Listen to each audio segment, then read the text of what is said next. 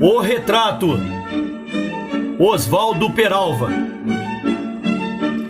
Parte 28. O Retrato. Adotamos como nosso credo os mais nobres sonhos e esperanças da humanidade. Nosso mal foi aceitarmos a degradação de nossas próprias almas. E porque abdicamos ante nós mesmos, ante a existência de nosso próprio partido, de todas as melhores e mais preciosas conquistas e liberdades humanas. Porque fizemos isso, traímos a humanidade. E o Partido Comunista tornou-se uma força de destruição. Howard Fast, O Deus Nu, capítulo 1.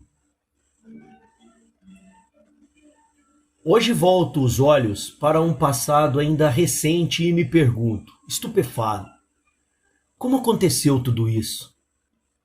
É uma história curta, desconexa, fragmentária, mas intensa. Quando nos engajamos na luta interna aqui no PCB, tendo como ponto de partida as novas teses lançadas e as revelações surgidas durante o 20º Congresso do PCOS, estávamos certos de que tinha havido uma deformação stalinista, de caráter totalitário, em todo o movimento comunista mundial. Rechaçávamos a simplória e, inclusive, antimarxista posição de Khrushchev, que tudo explicava através da fórmula sobre o culto à personalidade. Mas aceitávamos a posição de Togliatti, que representava um passo para o aprofundamento da questão, embora pequeno e tímido ao falar em degenerescência. Nota de rodapé. Em junho de 1956, a revista italiana Nuovi Argomenti realizou uma série de entrevistas sobre os problemas do 20º Congresso do PCOS, com diversas personalidades políticas, entre as quais Palmiro Togliatti. Em sua entrevista reproduzida em L'Unità de Roma, 17/6/56, o líder comunista italiano considerava insatisfatórias as explicações sobre o culto à personalidade, acentuando que elas eludem os verdadeiros problemas, que são de como e por que a sociedade soviética pôde chegar e chegou a uma certa forma de afastamento da via democrática e da legalidade, e mesmo a uma geração. Fim da nota de rodapé. Em verdade, estávamos mais preocupados em combater as manifestações dessa degenerescência do que em descobrir-lhe as causas. Só muito mais adiante é que fomos conduzidos a pesquisar as causas mais remotas desses fenômenos. Isso ocorreu num processo intenso e relativamente longo de discussões, pesquisas, confronto de ideias, troca de informações, durante o qual, isto é, nesses 7 meses que foram de setembro de 56 a abril de 57, adquirimos um conhecimento incomparavelmente maior de nosso próprio partido do que em muitos anos de militância. O misticismo, o clima de desconfiança mútua, o sistema de compartilhamentos estanques. O mesmo fenômeno poderia ocorrer com várias pessoas, mas estas guardavam entre si rigoroso segredo sobre ele. Tudo isso impedia um conhecimento geral, de conjunto, da situação do partido. Cada um, por motivos de segurança, ocultava ao companheiro coisas da vida, coisas que sabia, e nem queria conhecer os segredos do outro. Para mostrar as vantagens dessa ignorância dos segredos partidários, dizia-se, aludindo à eventualidade de prisão e tortura na polícia, para que o militante delatasse sua organização aos seus companheiros: quem sabe não conta! Mas nesses 7 meses, todos contavam a todos tudo o que sabiam. Então, cada um acumulando surpresas sobre surpresas, iam formando uma ideia global da vida, ia formando... Opa! Não é unia, tá errado aqui. É uma mesmo. Ia formando uma ideia. Vou começar de novo, tá? Mas nesses 7 meses, todos contavam a todos tudo o que sabiam.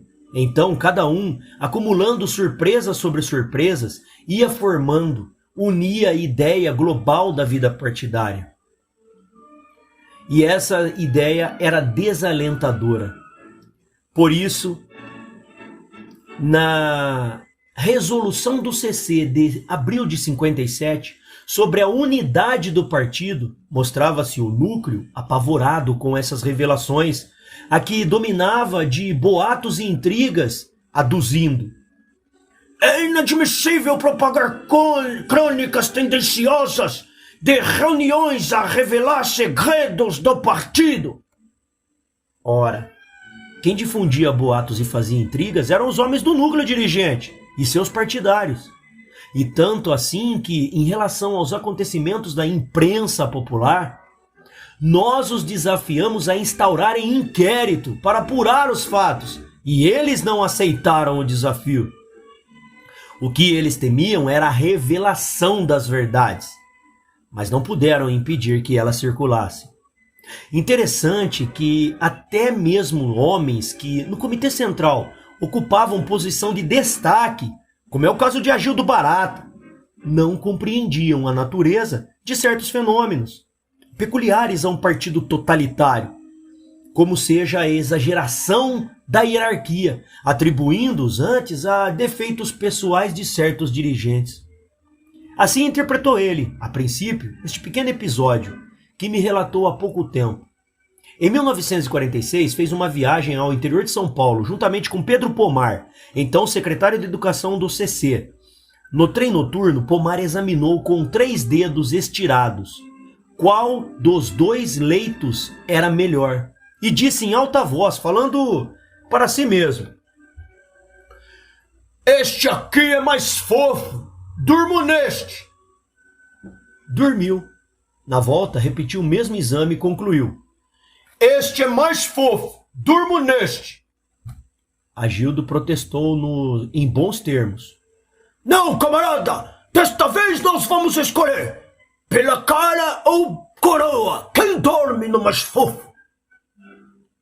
Pomar aceitou a exigência como um divertimento, dizendo que queria a coroa, jogou moeda para o ar e, ao cair no chão, carro dormitório, deu coroa. Agildo, mal-humorado, disse: bem, você ganhou, pode escolher.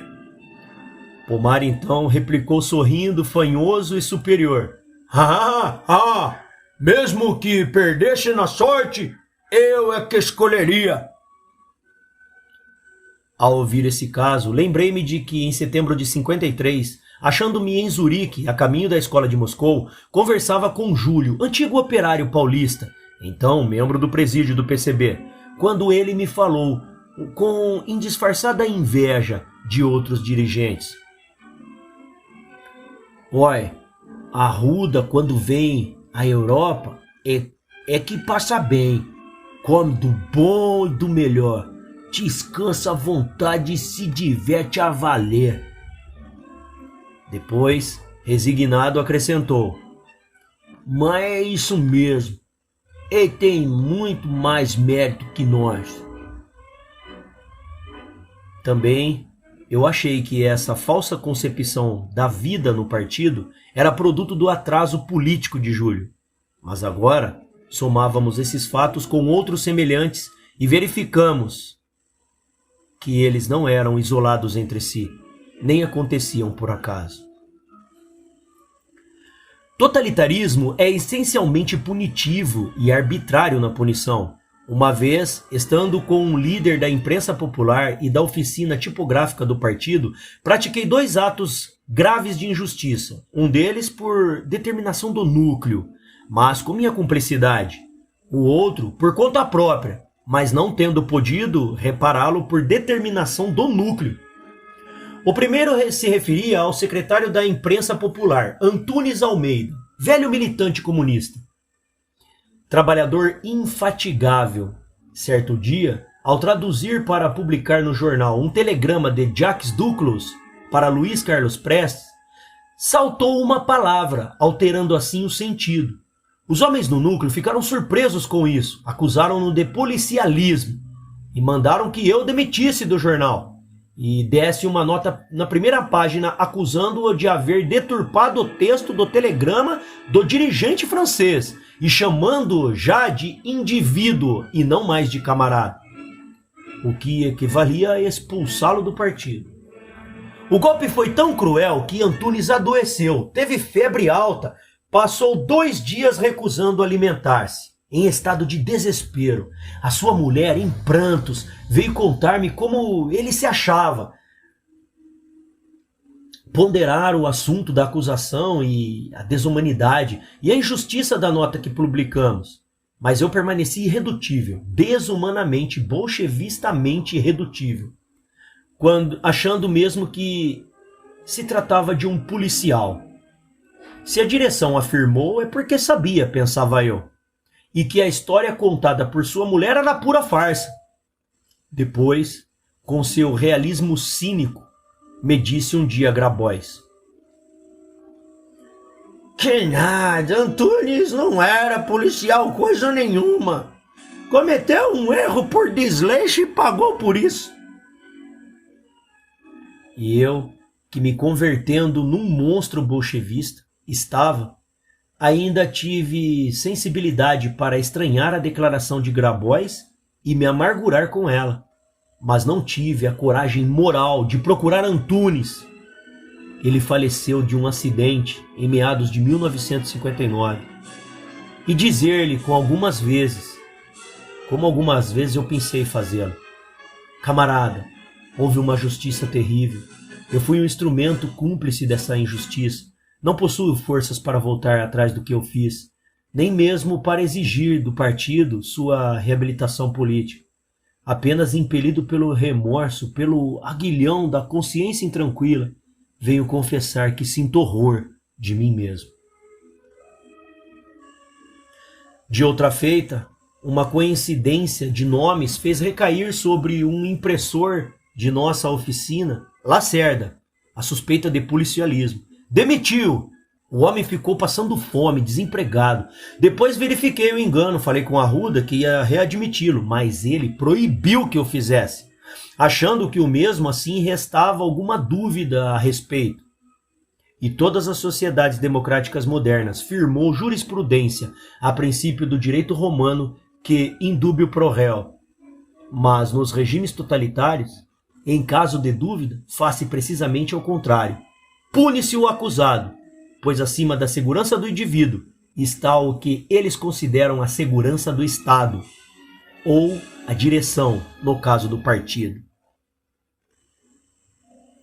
Essa parte é importante, pessoal. Essa parte é muito importante. Essa é a essência do coletivismo, que define o que é o comunismo, o socialismo, o nazismo, o fascismo, o liberalismo. Ok? Eu vou ler lá de novo. Prestem bastante atenção se vocês não entenderam. Vou ler de novo. E agora eu peço aspas para Peralva. Em todas as sociedades democráticas modernas, firmou jurisprudência a princípio do direito romano de que indúbio pro réu.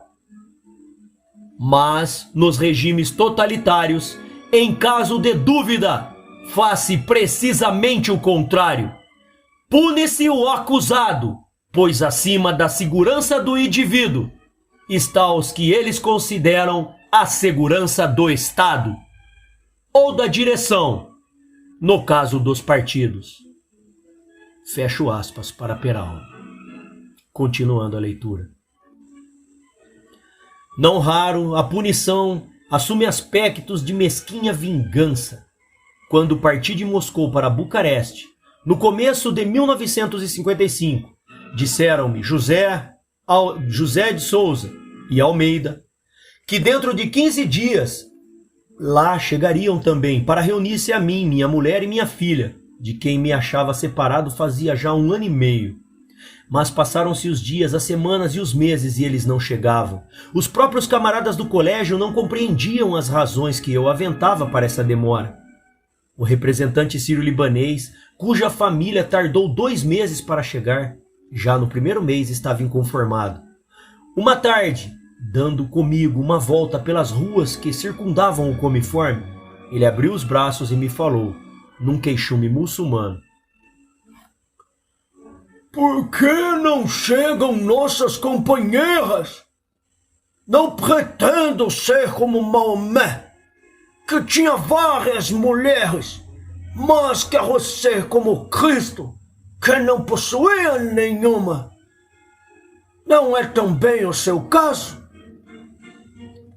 Eu me recusava a aderir a essas queixas e falava em possíveis obstáculos para a obtenção do passaporte. Mas um dia foi o próprio redator-chefe, Romanov, quem me tocou no assunto, perguntando se necessitava de dinheiro para buscar a família. E eu respondi que não, que a direção do PCB estava providenciando.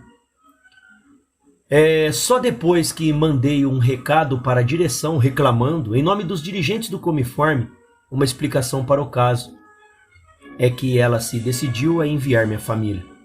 O pretexto que dava era a falta de dinheiro para comprar uma passagem e meia na terceira classe de um navio francês, como fizeram 8 meses após, para minha família. E o dinheiro que a Amazonas lhe deu para as despesas com a viagem era tão pouco que minha sogra teve de comprar apressadamente $100 para suplementá-lo. Mesmo assim, temendo imprevistos, minha mulher tratou de economizar, alimentando-se ela e a garota apenas de pão e café, desde que embarcaram no Havre até chegar a Praga. Graças a isso, sobraram $60, que devolvemos à direção através de um membro do presídio que passou por Praga depois. Evidentemente, isto só merece referência em confronto com outros fatos, porque enquanto isso voavam nos mais luxuosos aviões de carreira internacional do Rio a Praga, Budapeste, Moscou até Pequim, diversos emissários comunistas, os amigos e as amigas dos dirigentes supremos. Afinal, descobri a causa do fato. É que minha mulher, tendo tido uma altercação com um dirigente por causa de minha prolongada e inexplicada ausência, sofreu essas mesquinhas perseguições a título de punição. Quanto às relações do PCB com o PCOS e com a União Soviética, eram evidentes os sinais de anormalidade. Além das declarações categóricas de fidelidade incondicional, havia os atos de subserviência realmente clamorosos. O espelho fiel dessa política era a revista Problemas, órgão teórico do Comitê Central do PCB.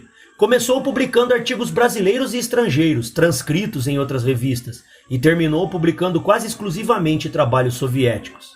Assim, no número 1, publicaram-se um trabalho brasileiro, 2 franceses, um norte-americano, um inglês, um soviético e um polonês. Número 2, 3 brasileiros, um iugoslavo, um tchecoslovaco, 3 norte-americanos, um francês, um italiano e um soviético. Os números seguintes eram nessa mesma proporção. Ainda no número 13, de agosto a setembro de 48, haviam 4 brasileiros, nenhum soviético. Mas no 14 em diante, quando se estabeleceram os primeiros contatos com os soviéticos nesse pós-guerra, Problemas se foi transformando e cada vez mais, de ano em ano, num boletim de transcrições de artigos soviéticos. Nesse número 14 havia 3 trabalhos brasileiros e 5 soviéticos. No 25, 1 brasileiro, 1 italiano e 6 soviéticos. No número 29, 3 brasileiros, 4 soviéticos. Número 35, 2 brasileiros, 5 soviéticos. Número 55, num total de 6 artigos, 1 brasileiro, 5 soviéticos. Número 58, num total de 11 artigos, 1 brasileiro, 10 soviéticos. Número 70, setembro a outubro de 55, num total de 4, era 1 brasileiro e 3 soviéticos. E quando saía na União Soviética um artigo sobre o Brasil, por mais recheado que estivesse de erros e mesmo idiotices, era logo transcrito em Problemas. Assim sucedeu, por exemplo, com um artigo de Georg Kalungin, repórter esportivo que esteve no Rio como correspondente da agência telegráfica TASS, TASS, e voltou a Moscou doutrinando sobre problemas econômicos e sociais no Brasil. Mas por que isso ocorria? É que os soviéticos passaram a financiar regiamente as atividades comunistas em nosso país, subornando assim a cúpula do PCB.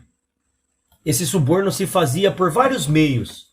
Um deles era o Prêmio Stalin Internacional da Paz, cujos detentores ficavam somente com a medalha e a honraria, entregando todo o dinheiro à direção do partido.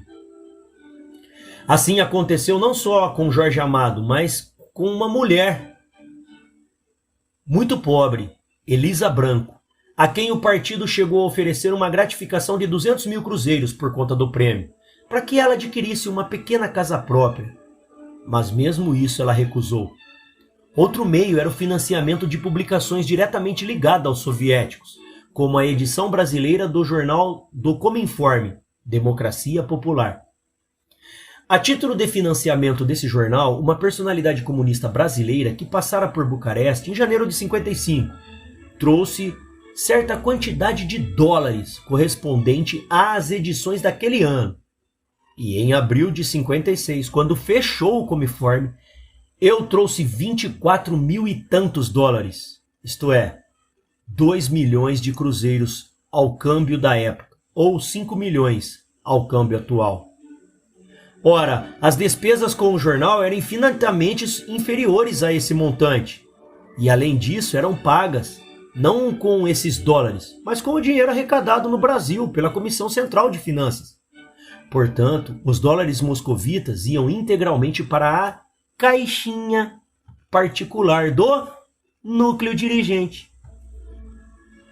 Outro meio ainda era o financiamento, sempre acima das despesas reais, de congressos nacionais, de paz ou outros semelhantes, nos quais eram tirados delegados para congressos internacionais do mesmo gênero.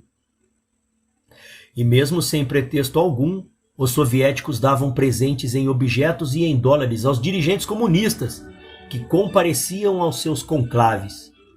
De volta de um congresso soviético, Arruda me deu um par de sapatos de que lá trouxera, e me disse sorrindo alegre, como uma criança visitando Papai Noel: "Desta vez os camaradas soviéticos nos deram um bocado de dinheiro." Ficamos sabendo também de numerosos casos relativos à venda de votos. A esse respeito houve verdadeiro delírio de venalidade, chegando ao ponto de venderem. Assim aconteceu em Belo Horizonte, por exemplo, numa das eleições passadas, os votos a 3 candidatos a prefeito. E a mesma pessoa, um ex-deputado comunista, que já os havia vendido a um candidato, recebeu a tarefa de vendê-los a outro. Como resistisse a cumprir essa imoralidade, foi duramente criticado e acabou resignando-se a executar a barganha infame. A outro camarada que também vacilava em vender os mesmos votos a 2 candidatos a governador, deram-lhe o exemplo de Prestes, que em 1930 recebera dinheiro para o movimento chefiado por Vargas, e nem participou do movimento, nem devolveu o dinheiro, alegando que iria empregá-lo numa revolução realmente popular. Depois de citar esse exemplo, o dirigente salientou que o importante era arrecadar a burguesia,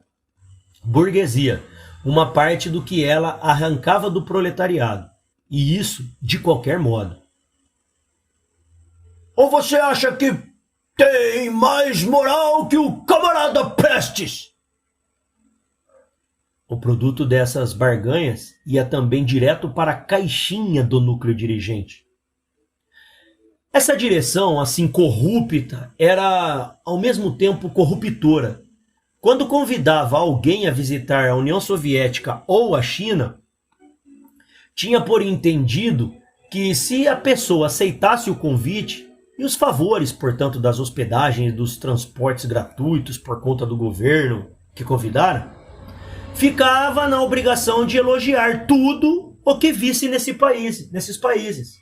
Grabois, este espelho fiel da amoralidade bolchevista, profligava muitas vezes a atitude do juiz Osni Duarte, porque, tendo ido à União Soviética e sido tratado com toda distinção, escreveu um livro em que faziam algumas observações não totalmente favoráveis à vida soviética.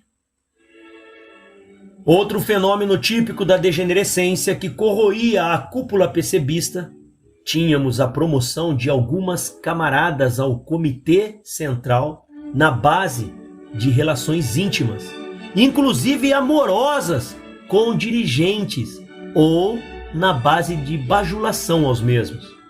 A enormidade do fato estava sem dúvida não nas relações amorosas em si. Isso sempre se verificou, não só no PCB, como em qualquer outra organização política, mas na tomada dessas qualidades como critério para a promoção dos quadros partidários. Por que então a degenerescência deixava de ser um fenômeno individual para atingir em bloco a direção do partido? Periodicamente a degenerescência tem atacado a direção do PCB, embora nem sempre se manifeste da mesma forma. Houve um período em que ela se revelava nos métodos de banditismo adotados pelos dirigentes, as rixas pessoais, a disputa de postos na direção e outros motivos de divergências entre os chefes comunistas conduziam, não raro, à eliminação física de um por outro. O móvel do crime surgia sob o pretexto de uma suspeita de que determinado dirigente estivesse ligado à polícia e, em nome da segurança do partido, mandava-se matá-lo. Em alguns casos, era provável que existisse mesmo a suspeita, em outros, que houvesse até a ligação, mas havia casos também em que isso era mero pretexto. Contou-me Agildo Barata ter escutado na Ilha Presídio, em que se achava até 1945, algumas altercações entre antigos dirigentes do PCB, que lançavam roupa suja na presença, lavavam a roupa suja na presença dos demais companheiros, com troca de acusações, nesse estilo: "Deixa-te conversa, assassino! Conheço a tua ficha!" E o outro, dando nome aos bois: "E tu por acaso és um anjo? Quem mandou matar fulano foi a polícia ou foste tu? E Cicrano teria morrido de colapso cardíaco?" Tornava-se assim impossível distinguir na galeria dos mártires do partido quais as vítimas da polícia e quais as vítimas da direção do PCB, já que ambas se emulavam no assassinato de comunistas. Quando certos fatos desse período eram relembrados nos círculos dos dirigentes do PCB, aí pelos anos de 46 a 52, ouvia-se exclamações desse tipo: "Não eram dirigentes, eram pistoleiros aqueles indivíduos!" Ou então: "Pobre partido! Como podiam avançar se estavam nas mãos dos aventureiros dessa laia?" Os homens que assim falavam, com exceção de um ou outro, eram bem intencionados e sinceros na condenação de seus antecessores. Todos eles tinham seus defeitos, mas eram dotados no essencial de algumas virtudes próprias dos revolucionários: capacidade de sacrifício e espírito público. Mas eis que muitos anos depois, também eles sofreram um processo de degenerescência e praticaram muitos atos ignominiosos. Então de acusadores passaram a ser acusados. Quando, após a reunião do CC de abril de 57, os renovadores foram derrotados e os conservadores retomaram o freio nos dentes, alguns de seus auxiliares, aspirantes à direção, procuravam ganhar a simpatia de outros companheiros, atacando o grupo no poder.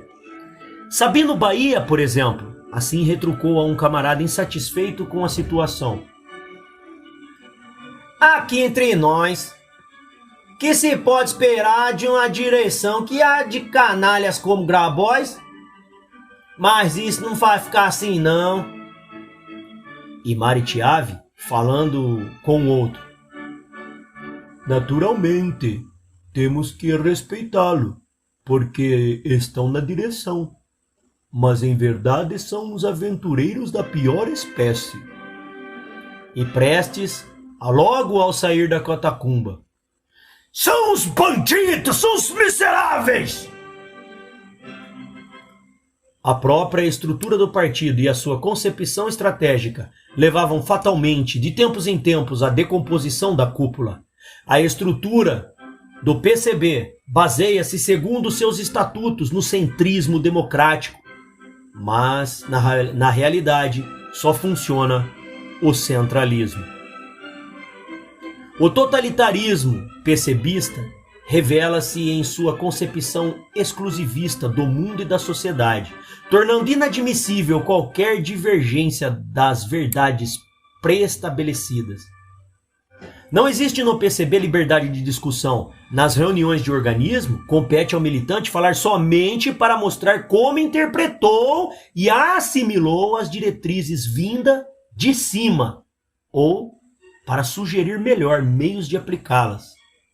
Qualquer grupo com opinião comum que discrepe da direção é tido como um bando de inimigos, ou seja, como fração, e logo declarado incompatível com a unidade partidária, o que é monolítica.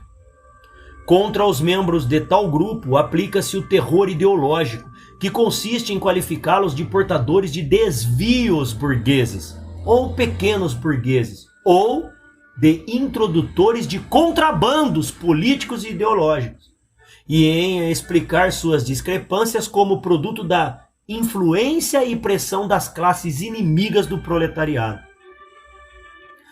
O marxismo é considerado uma doutrina completa e acabada, e transformado assim numa coleção de dogmas, defendida pelo escolástico princípio da autoridade, Magister Dixit. Quanto à democracia interna, era uma farsa. Basta dizer que a validade de qualquer eleição do partido dependia da aprovação do organismo imediatamente superior, que ele tinha ainda o poder de intervenção ou dissolução do organismo inferior. Daí, as resoluções aprovadas invariavelmente por unanimidade como resultante desse sistema e prova insofismável de seu totalitarismo. Quando os comunistas atuavam nas organizações de massa, tais como sindicatos e associações culturais, ainda não gozavam de liberdade, nem podiam aceitar as regras do jogo democrático, pois eram obrigados a adotar o trabalho de fração, de acordo com instruções recebidas de seus dirigentes. Suas opiniões a respeito dos assuntos em pauta não eram formadas de acordo com a discussão travada no momento. Eles já levavam no bolso do macacão ou do colete, devidamente fabricadas por seus chefes. Liberdade não havia sequer para os aliados, pois só se reconhecia como tais aqueles que se submetessem totalmente à orientação e às ordens PCBistas. Os que tentavam trabalhar ao lado do PCB, mas com independência, eram caluniados como agentes do imperialismo, elementos vendidos à polícia ou à Standard Oil. Partia-se para isso, da tese de que o PCB era o partido do proletariado e de que ao proletariado representado pelo PC, tocava, por uma série de direitos outorgados pela Previdência, a hegemonia de todos os movimentos de esquerda. Daí, por exemplo, que os delegados brasileiros que em dezembro de 1952 compareceram em Viena no Congresso dos Povos pela Paz já levassem nos bolsos os discursos que ali iriam pronunciar, redigidos aqui no Rio, por Mari Tiave e por mim. Ademais, nessas delegações, o presidente era sempre uma personalidade de destaque, um general reformado e um intelectual de projeção, um parlamento federal. Mas o verdadeiro chefe, aquele que dava ordens, era o secretário da delegação, sempre um comunista de confiança. Sendo assim, uma organização fechada, supercentralizada, concentrou em poucas mãos extraordinária soma de poderes.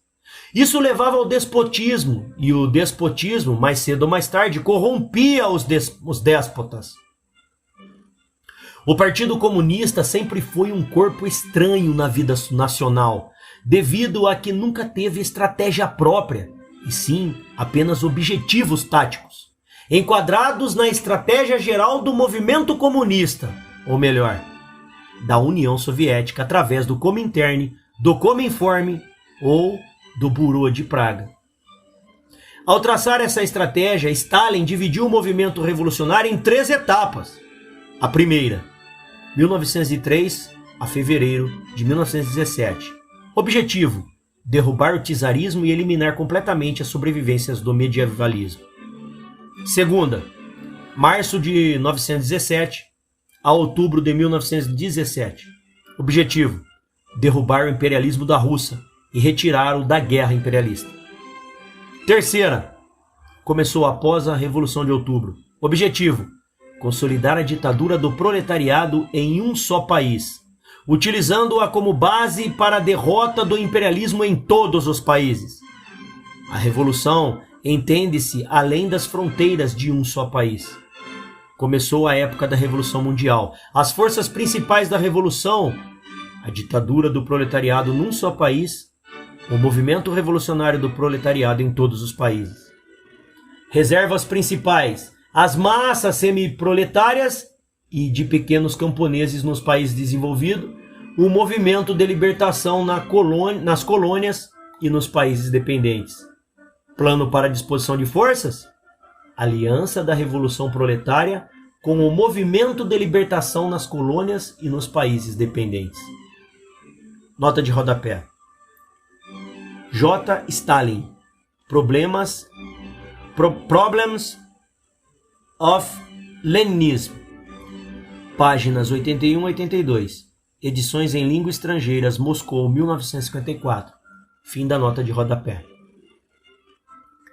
Empunhando a bandeira do progresso econômico, tem participado de todos os movimentos progressistas, mas com o só objetivo de pôr as massas em movimento, identificar-se com elas. Pulei. Desculpa, pessoal. Voltando. A esse respeito, convém notar que surgiu uma particularidade após a Segunda Guerra Mundial. De acordo com o informe de Yadanov, na reunião constitutiva do Cominform em 1947, o mundo estaria dividido em 2 campos, um democrático, encabeçado pela União Soviética, outro imperialista, encabeçado pelos Estados Unidos. Por conseguinte, o importante era concentrar fogo contra os Estados Unidos. Então, mais que nunca, a estratégia do movimento comunista passou a identificar-se com, seria mais preciso falar em subordinar-se, a política exterior do governo soviético. O PCB sempre apoiou incondicionalmente os atos soviéticos e sempre subordinou os interesses brasileiros aos interesses do Kremlin. Por isso, embora participando de muitas campanhas progressistas, tinha um fundo negativista e reacionário, constituindo-se assim na maior fraude política da história do Brasil. Embora empunhando, nos demais casos, a bandeira da autodeterminação dos povos e da independência nacional, o Partido Comunista do Brasil não só deixou de protestar contra a invasão soviética na Hungria, como cobriu de insultos aos heróicos trabalhadores húngaros que resistiram ao invasor. E todos os partidos comunistas seguem sempre essa linha. Também o PC francês, em 1956, colaborou na Assembleia Francesa para dar plenos poderes a Guy Mollet, quando este, ao mesmo tempo em que procurava melhorar as relações franco-soviéticas, talvez precisamente para obter o apoio do PCF, continuava a guerra colonialista contra a Argélia. Empunhando a bandeira das liberdades, atraiu suas fileiras milhares e milhares de pessoas, quando ele mesmo privava os seus membros de liberdade de atuação interna, e conspirava para privar a todo o povo das liberdades democráticas quando chegassem ao poder, como sucedeu na União Soviética, nas democracias populares. Agora sim, empunhando a bandeira do progresso econômico, tem participado de todos os movimentos progressistas, mas com só o objetivo de pôr massas em movimento, identificar-se com elas, pôr-se à sua frente e conduzi-las à insurreição. Quando, porém, esses movimentos tendem a conquistar seus objetivos dentro do regime em vigor, o PC se desinteressa deles, temendo ficar privados de mais de um elemento de agitação. Não foi o que aconteceu com a campanha pela reforma agrária iniciada nos fins de 1955? Quando Sivolobov viu que, no atual governo brasileiro, essa reforma podia ser realizada, advertiu o PC contra o perigo de perder sua base no campo, pois a burguesia é que capitalizaria politicamente essa realização. Durante o funcionamento da Assembleia Constituinte em 1946, Prestes e demais membros da bancada comunista apresentaram emendas permitindo a participação de empresas privadas na exploração do petróleo brasileiro. E quando em 1948 já estava praticamente vitoriosa a tese do monopólio estatal do petróleo, defendida pelo general Horta Barbosa, a direção do PCB ainda se esforçava nos bastidores para derrotá-la, fazendo pressão sobre técnicos e publicistas especializados no assunto, a fim de que mudassem de opinião, passassem a defender a tese comunista. E que o PCB visava era deixar a brecha para uma eventual participação soviética na exploração de nosso petróleo, através de empresas mistas russo-brasileiras, como a Sovronpetrol, que explorava o petróleo romeno, opondo-se, desse modo, aos interesses nacionais, em favor dos interesses soviéticos.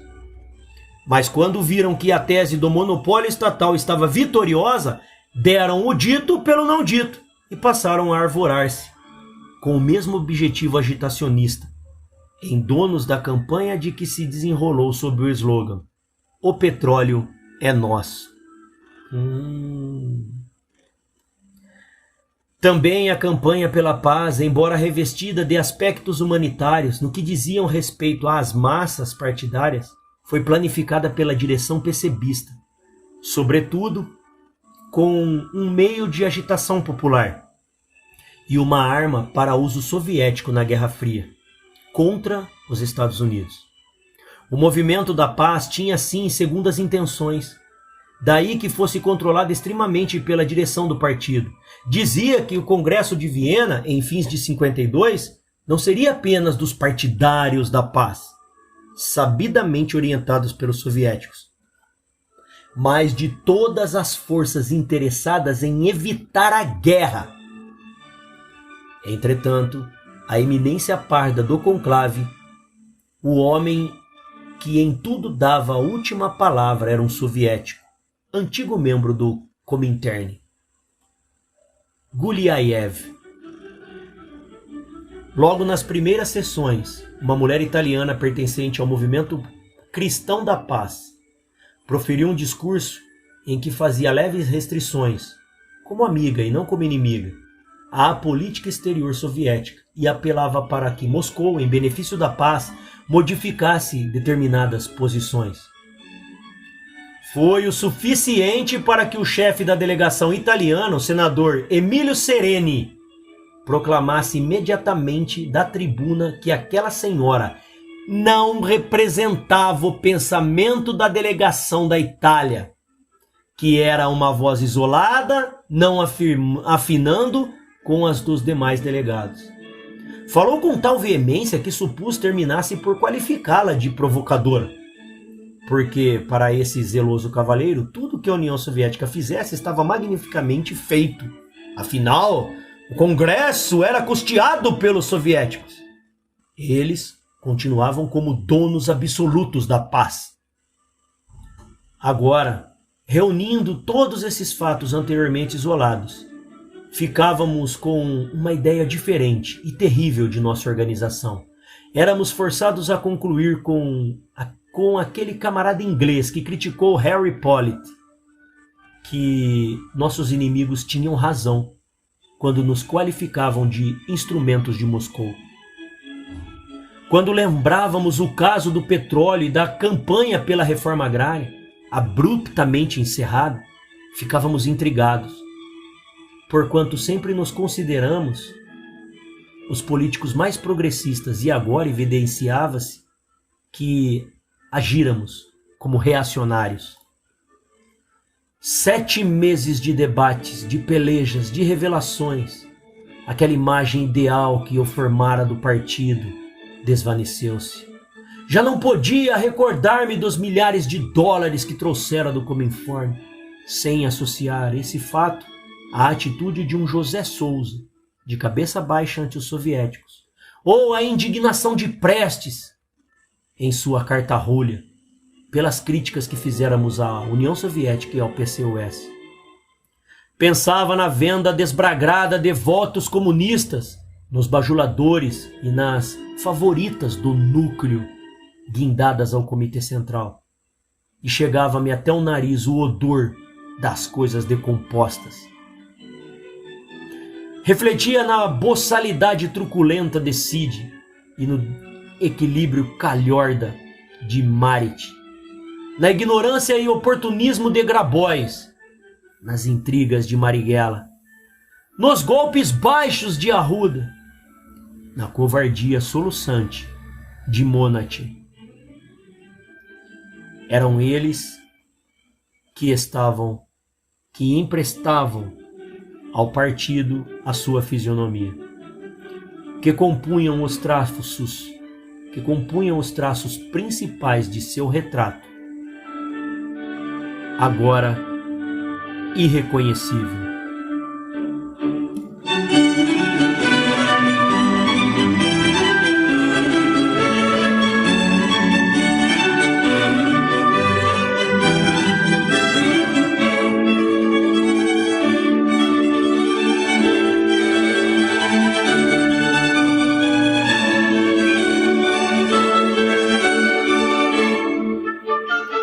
Pós-fácil.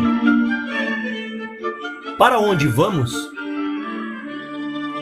Creio que a história tem um sentido, a do progresso econômico, da justiça social e da extensão das liberdades.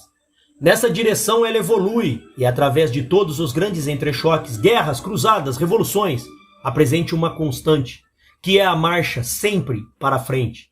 Os retrocessos que eventualmente surgem e as contradições que acompanham determinado processo evolutivo são parciais e transitórios.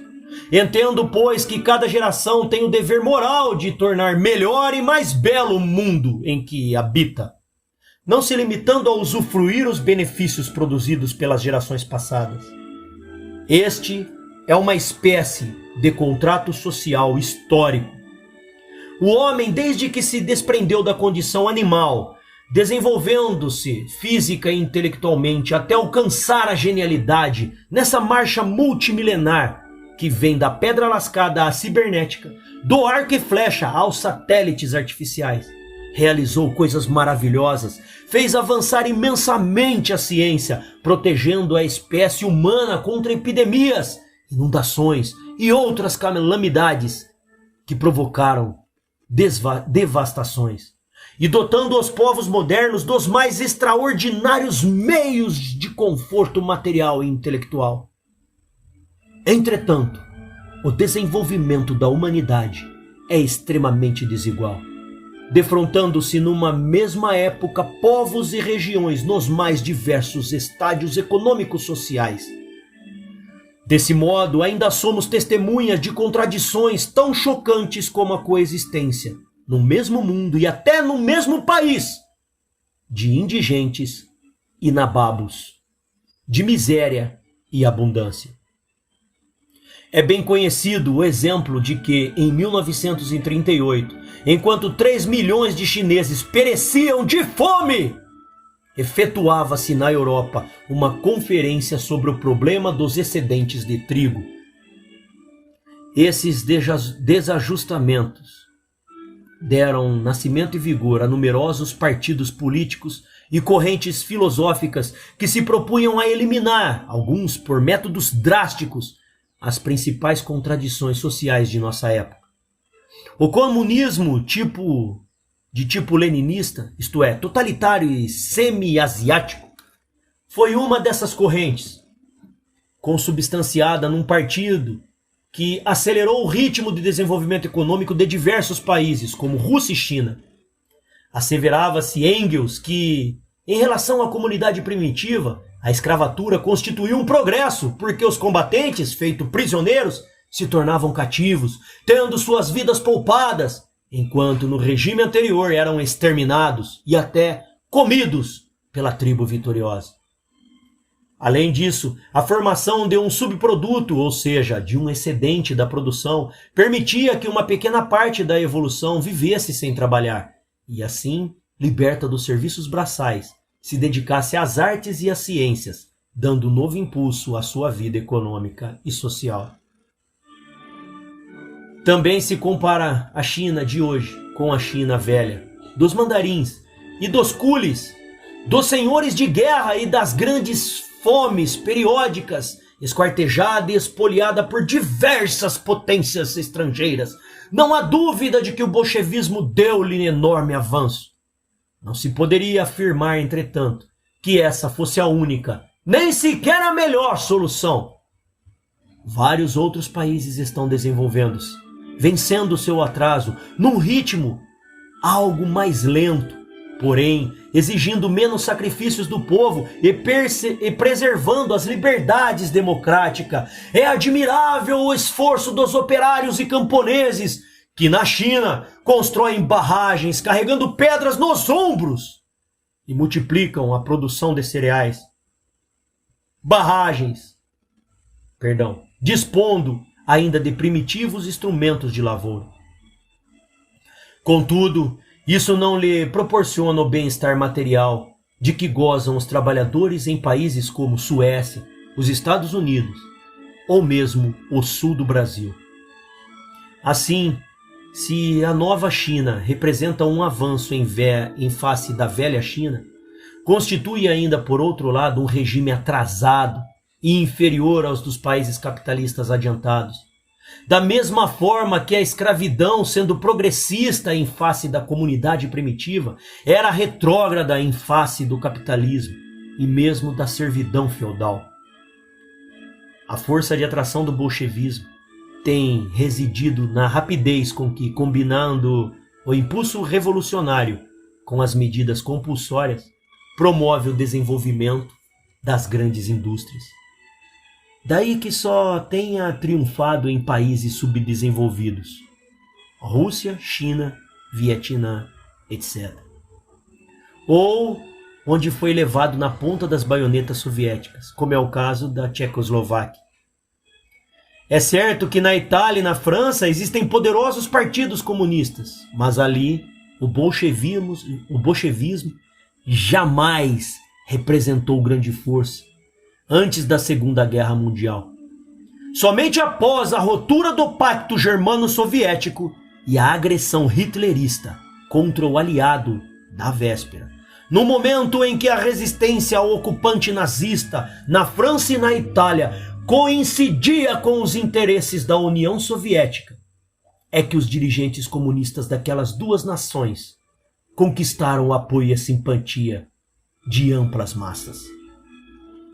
Guiando-se pelo princípio stalinista de que a atitude ante a União Soviética é a pedra de toque do internacionalismo proletário, eles se destacaram na luta contra o inimigo comum de seus países e da União Soviética, visando, sobretudo, a defender a pátria do proletariado, mas aparecendo aos olhos dos seus povos como valorosos combatentes pela libertação nacional. No único país altamente industrializado em que o bolchevismo se instaurou, a Tchecoslováquia, O bem-estar econômico das massas trabalhadoras, em vez de aumentar, diminuiu.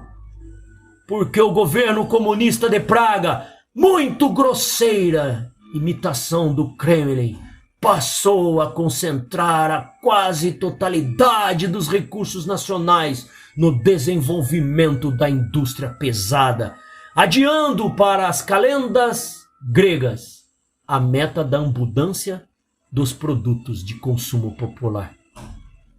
Uma das condições essenciais ao cumprimento dos objetivos socialistas. E na própria superestrutura da sociedade verificou-se um retrocesso, pois a antiga democracia tchecoslovaca, com suas tradições de respeito às liberdades e aos direitos individuais, foi substituída pela ditadura de uma camarilha burocrática. O mundo realizou uma experiência de mais de 4 décadas de totalitarismo bolchevista e nazista. Muitos países pagaram um terrível preço político por seu desenvolvimento econômico. A experiência de outros povos veio demonstrar, porém, que a eliminação da miséria e do atraso não está necessariamente vinculada à eliminação das liberdades nacionais e individuais. As instituições democráticas, tendo passado por uma prova de fogo no intervalo entre 2 grandes guerras, golpeadas e suprimidas pelos regimes totalitários, adquiriram nova vitalidade e se mostraram imprescindíveis a qualquer organização estatal que deseje preservar a dignidade humana.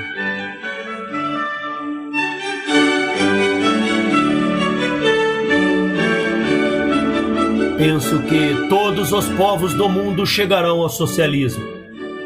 Para lá estão marchando por inúmeros caminhos, que não o soviético. Isso é verdade, sobretudo em relação aos países onde reinam as franquias democráticas. Mesmo ali, onde elas são precárias, como na América Latina, passou a era das revoluções nacionais e sociais sob a direção bolchevista. Agora são as forças democráticas que se vão colocando à frente dos movimentos de independência nacional. E enquanto o movimento bolchevista entra em declínio, começa a nova fase de prestígio do socialismo democrático.